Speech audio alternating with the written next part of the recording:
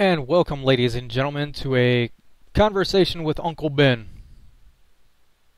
I guess that's what we'll call it. Um, First and foremost, I want to take this opportunity to thank everybody who's subscribed to my channel, who's been watching the videos. I think we're up to 160 subs, and we just passed 100,000 views. Thank you so much for sticking with me. I know I tend to ramble, and the production quality of this channel isn't great, but I use what I have available to me, which is not a lot. But things happen in life that keep you from fully realizing what you're trying to accomplish, and you kind of have to work with what you get. And that's what we're doing. Or at least I'm doing.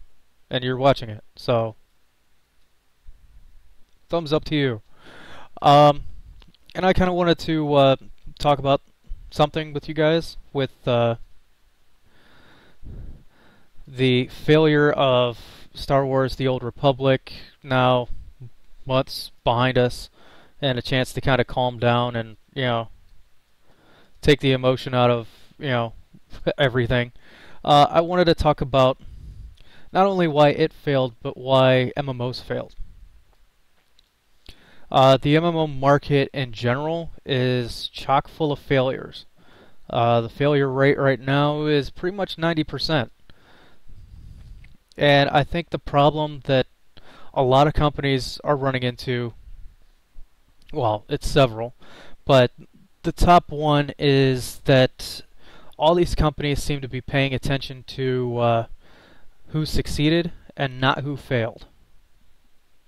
And what I mean by that is everybody who wants to make an MMO looks at World of Warcraft and says, I want to make something like that. I want to be, innovative in the field. I want to, make something that, blows the socks off of, World of Warcraft players and gets them to unsub from World of Warcraft and play this game. Okay, that's not going to happen. World of Warcraft isn't going to die until Blizzard says it's dead. It's just the way it is.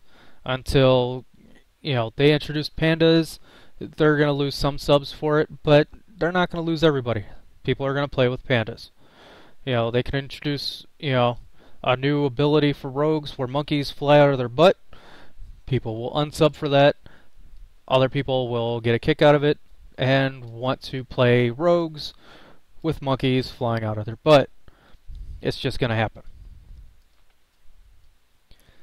Blizzard has a strong amount of fanboys due in part to, the Warcraft series, the StarCraft series, the Diablo series. They were all fun games. In the 90s, those were, kind of the games to play, along with, Doom, and other shareware titles that, Quake came out of that area, or era of gaming.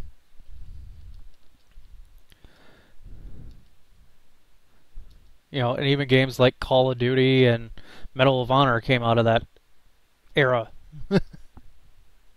And really kind of spawned because of games like Doom and Wolfenstein and, Quake and Half-Life.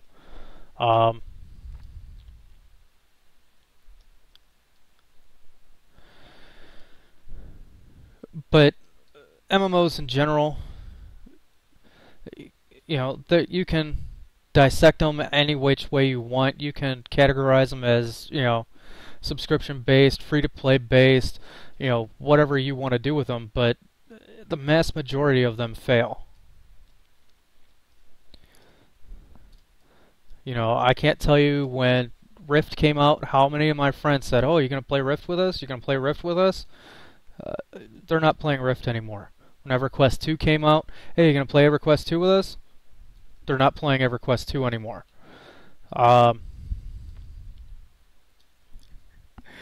Age of Conan, Warhammer, Star Wars Galaxies, Star Wars The Old Republic, Star Trek Online, Lord of the Rings.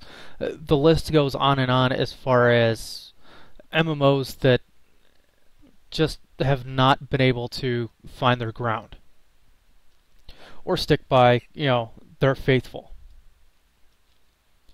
And I think there's a huge problem with that because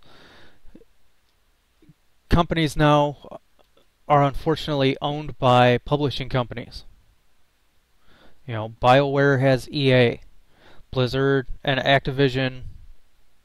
You can say, oh, Activision doesn't affect Blizzard. Uh huh. Yeah, right. I don't believe you.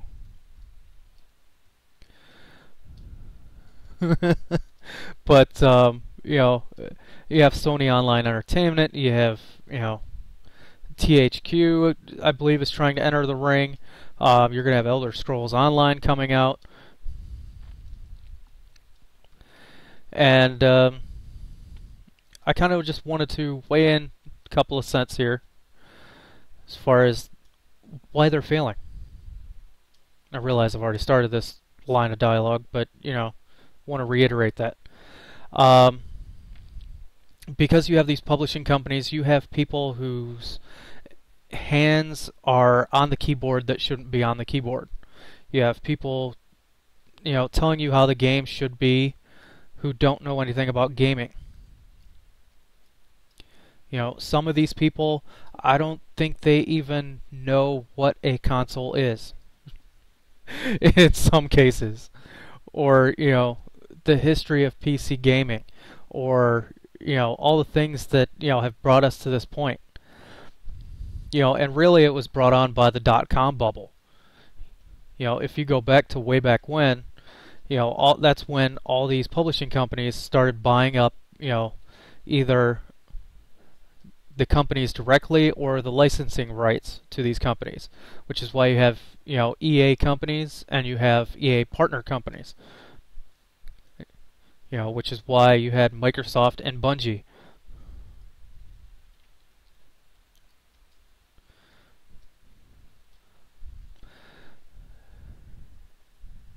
But the MMO market is very fickle. Games that you don't expect to be successful are very successful. MapleStory is a very successful MMO. Now, how many of you actually play MapleStory? Probably not a lot. But I'm willing to bet that at some point, because it's an absolutely 100% free game, you've tried it at one point. Why? Because that model works for them. If they introduced a subscription that, you have to pay 5, 10, 15 bucks a month in order to get premium content, more than likely a lot of people wouldn't pay 5, 10, 15 bucks to play the game. It's like League of Legends. League of Legends, you don't have to pay to play. You can, play for free 100%. Use influence points instead of riot points to unlock champions. Or just wait until your champion is free to play for that week. That those options are available to you. And that's why games like that work. They're not forcing you to pay money for anything. They're just giving you an option to do so should you choose. Whereas, the model that the Old Republic is talking about going with, basically they're going to let you play the story for free. But if you want to do raiding, if you want to do flashpoints, if you want to do PvP, that's premium content.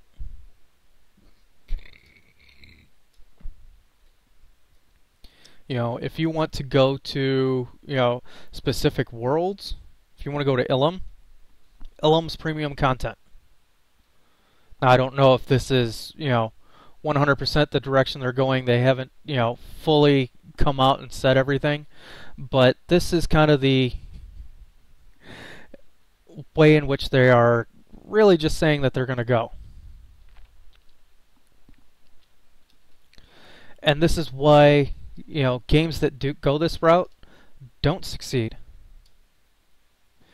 This is a game where you spent 60 bucks to buy the game or more. Like in my case, where I bought the collector's edition. And the physical collector's edition, not the online collector's edition. Who is now being told that I have to continue to subscribe if I want any part of that content. After you made me paid for the game, full price for it, and now you're turning around and saying, oh, well, you can still play like, pay like you were, but you're not going to get anything new, and we're going to let people play for free, all the way to 50. That doesn't really sit well with me. My investment in that game has now become zero.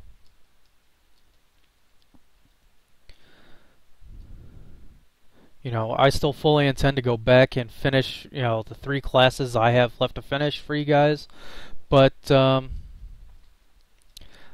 not going to raid. I'm not going to take part in any of the, as I make the air quote gesture with my hands, the premium content, and just not going to be a part of it. I'm going to be stuck kind of grinding for a while, but hey, big deal. And a lot of companies have gone to this.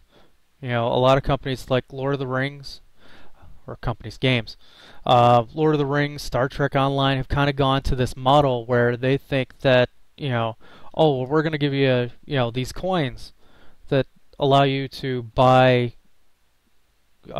cosmetic items. They have absolutely no effect on the game. They don't give you content to, or access to the premium content for, a week or a month or something. No, you're just screwed in that department.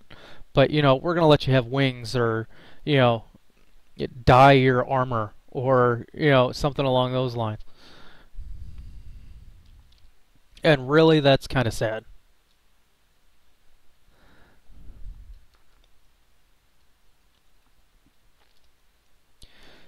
There's been this constant thing going on with MMOs where, okay, they think they're strong enough for a subscription-based setup. Okay. Sometimes, I'm willing to follow, sometimes I'm not. Lord of the Rings, I was not. There was no Lord of the Rings game. I prefer with an MMO that there be a title behind it. Like, say, a Fallout MMO. Or, Warcraft was like World of Warcraft. Or, even Star Wars The Old Republic. It's the whole reason I went to the game and not, Star Trek Online. Or Age of Conan. If there was, Conan games prior to, I probably would have done it. I probably would have tried Rift. I probably would have, tried all these games. Of course, I did try Rift, and, a friend gave me a free week or something, and I tried it out and hated every second of it. Just, wasn't really my cup of tea.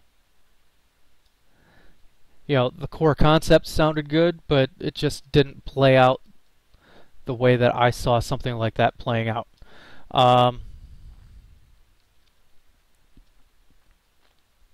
Which is unfortunate because really it could have played out like the Guild Wars system plays out. I'll even go to it right now. You have all these slot skills and you run around and level up to 80 and you get skill points for leveling up. And then you also have points, various points on the map where you can get additional skill points to unlock all of these.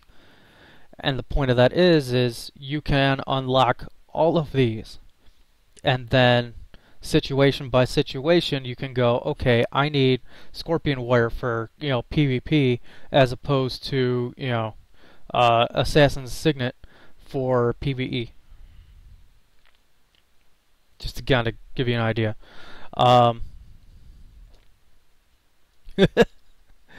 But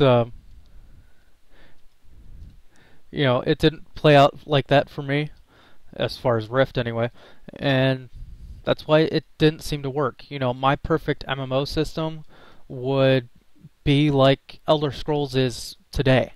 I'm not saying Elder Scrolls Online because they haven't verified gameplay and how that's going to play out and everything. Not completely anyway. I mean, I want to see a alpha build before I'm, willing to say that, it's kind of set in stone. But I want to have the ability to do everything. I want to have the ability to pull out a bow, snipe a dude, somewhere, and then as the rest of his boys are running up on me, pull out a sword and shield and just, start mollywopping on them. Let them make mistakes, shield bash them, slash them up, and then go back into, phalanx mode where I just defend, defend, defend until I get an opening to shield bash and rinse, repeat. That's kind of how I would want Elder Scrolls to work. I almost want Elder Scrolls to be console based, where it plays exactly like the console games. I almost want that.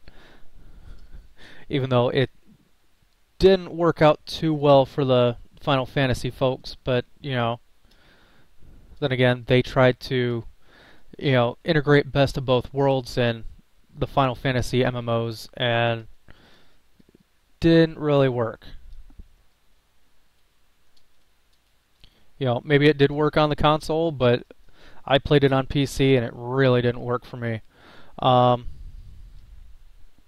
And yes, I played Final Fantasy 11. Didn't play 14. Witnessed plenty of 14 though.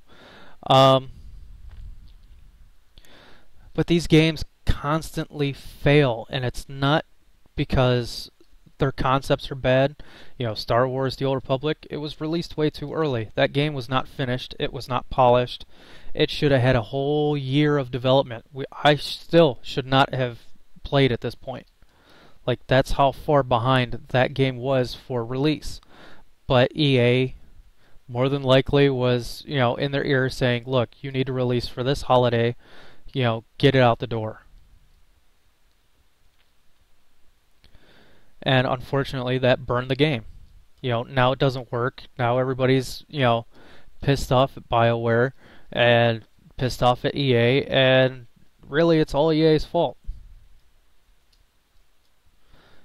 The PvP was not done and polished, as evident by everybody playing Marauders and wasn't Guardians, it was Sentinels for Jedi Knights,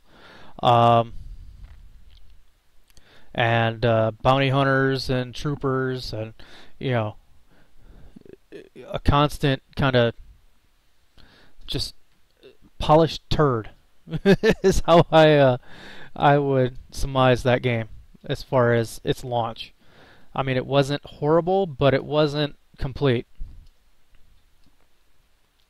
Now, even this game that you're seeing as I'm talking, Guild Wars 2, it didn't have, a perfect launch.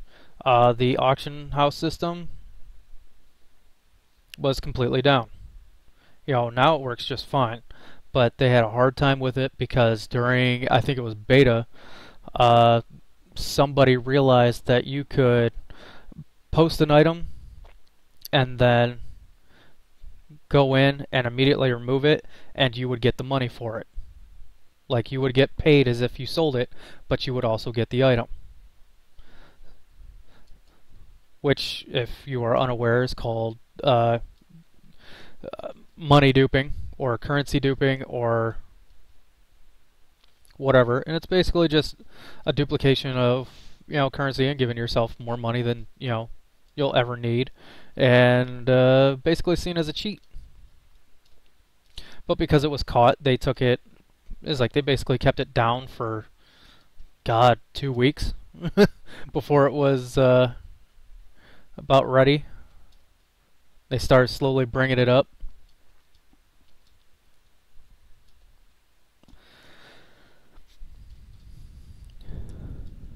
But the whole point that, games nowadays, I mean, if you look at, StarCraft 2, beta is out for a while. There is a great chance to polish it before it's finally released. Mists of Pandaria, it's out there for quite a while and put in the hands of, real gamers, so that, one, some of them, yeah, they just play it and walk along and report bugs, maybe if it really hinders their progress. But you have real people, like myself. Every time I've been in a beta, I've gone through and, oh well, the graphics glitch here, the sound doesn't sync up, uh, whatever. Oh, I found a way to cheat. Oh, I found a wall hack. Oh, I found this. That stuff, it does need to be reported in a beta. That's why if you go to Twitch right now and watch Heart of the Swarm streams, you know, tomorrow they'll talk about, something being patched and, the damage being decreased or increased, or the range, or, the fire rate, movement speed. There's so many things that they fine tune so that game is completely ready for launch. But a lot of these games, they just tend to put, beta in the hands of people who just want to play the game early, who really don't give a damn about the game being polished. And it's kind of a sad idea when you think about it, because the game comes out and it's not polished, it's not, fully complete, and people get upset. Star Wars The Old Republic was supposed to have rated battlegrounds at launch. Didn't happen. Why? Because, it late into the beta, they, found out the problems with it and, didn't know how to fix it. And unfortunately that happened with a lot of things. But, I mean, it happens. If you go to, what was it, my Imperial Agent, at the end of, I think, Chapter 1, I have to kill a Dark Lord of the Sith. And, yeah. Just watch that fight, because it is friggin' hilarious how I have to, as a long-range DPS, basically as a mage, I have to run up into melee range in order to trigger the fight. And I have to find a way to drag him out of the glitched area so that I can progress through the fight. And by then I'm hurt, I'm, barely making it through, and yeah, it's a lot of comedy. But it's extremely broken. And unfortunately, it was like as soon as I got through it, I filled out a support ticket, and they told me working as intended.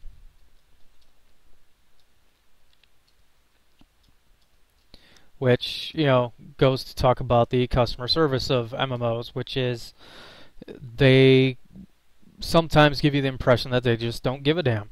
And unfortunately, when you take that stance with your player base, people leave. People stop playing, people stop having faith in your company, and it makes a lot of problems. But the reason you're not going to hear about really Guild Wars 2 failing is because once you buy the game, you don't pay a subscription. There's no paying for content. There's no, extra fees or anything. You just buy the game. And then after that, you can choose to buy gems, to buy, cosmetic items. There. You see the myriad of things you can buy.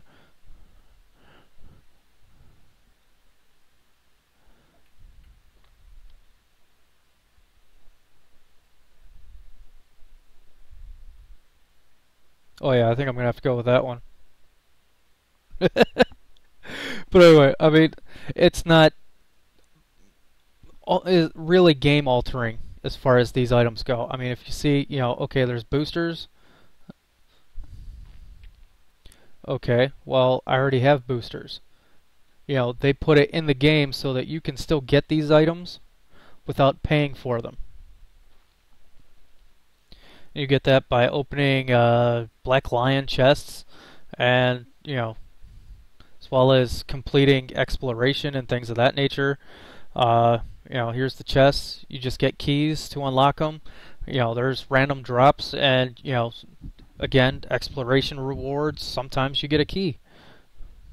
And when you open this up, sometimes you get a key, but you also get, all these boosters for XP, for, random stats,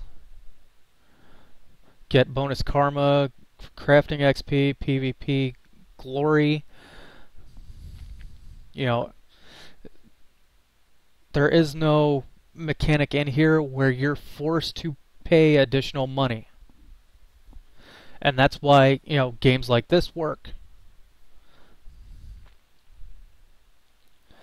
There's not going to be a whole lot of complaining. Now, people will still complain about content.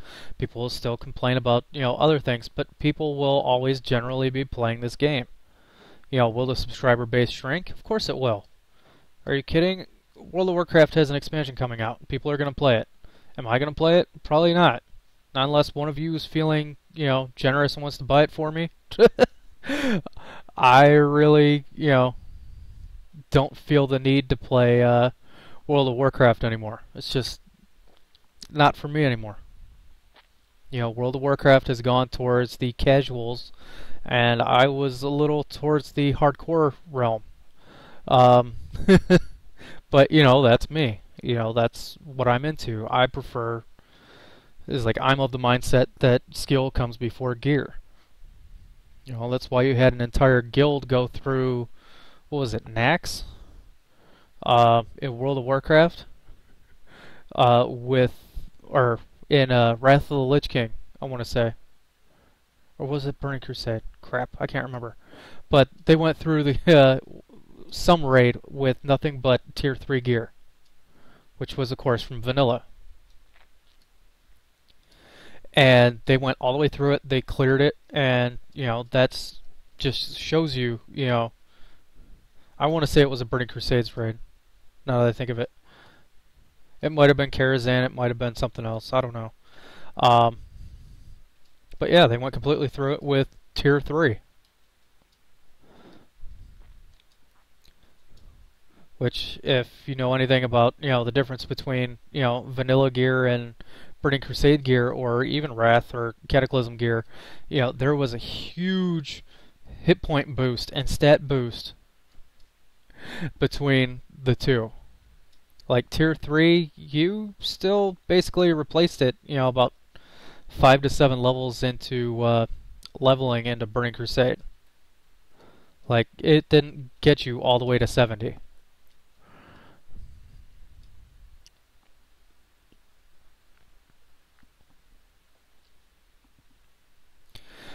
But, as far as companies failing,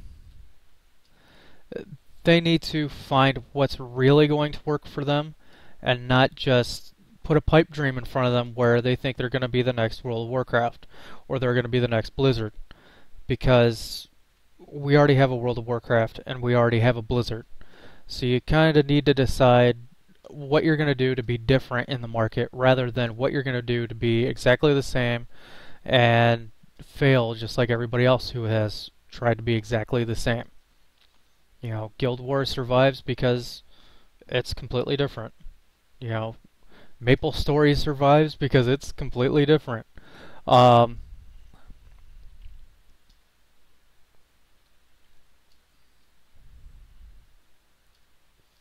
these other games, they're still trying, they're still chasing the almighty dollar instead of realizing that they can get that money without chasing it.